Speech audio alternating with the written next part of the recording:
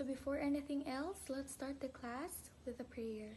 I am requesting everyone to please bow down their heads and feel the presence of our mighty Lord. Together, in the name of the Father, and of the Son, and of the Holy Spirit. Amen.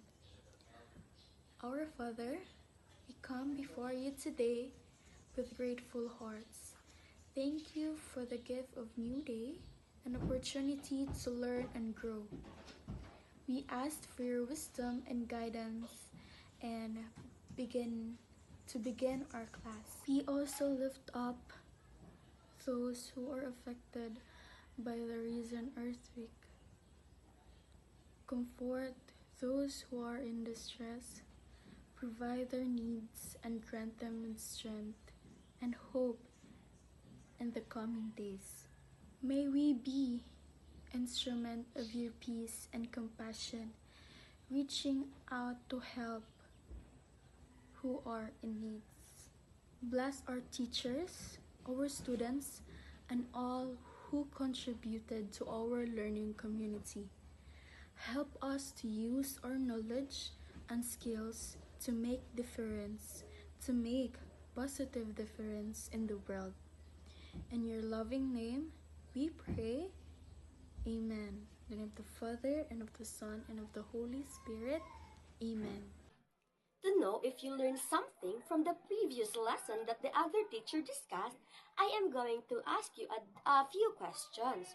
So you need to answer it in a 1/4 sheet of paper. Yes, children, you need to answer it in a 1/4 sheet of paper. And after answering it in a 1/4 sheet of paper, you need to take a picture of it and submit it via Google Drive. So we teachers going to provide you a link, a link of a Google Drive, and you will going to pass your answer or your picture of your 1/4 sheet of paper answer in a Google Drive link. Okay, you need to click it in the link below that we teacher provide.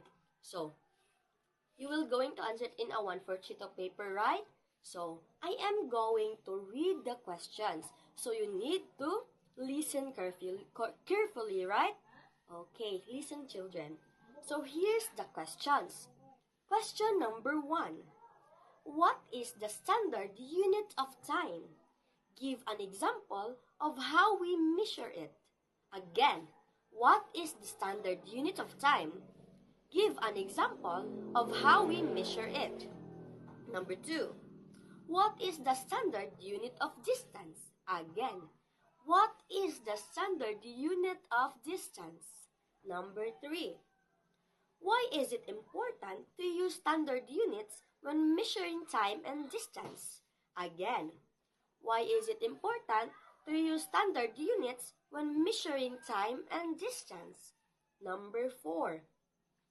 What instruments do we use to measure distance? Again, what instruments do we use to measure distance?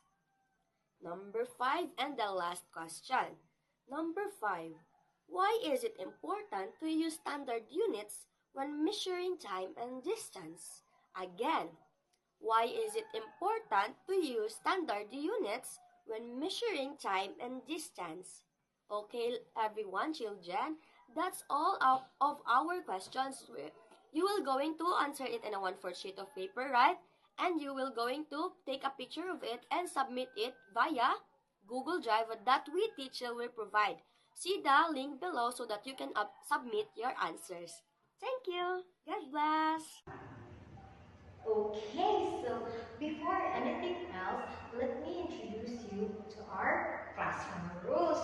So the first one is be respectful. So it is important to show respect for the opinions and beliefs of others. So next is be honest. It is important to always be truthful and honest to your classmates. So next one is be prepared. Be prepared to learn our new lesson for today. So the last one is be courteous, meaning it's important to refrain from interrupting others while they are speaking.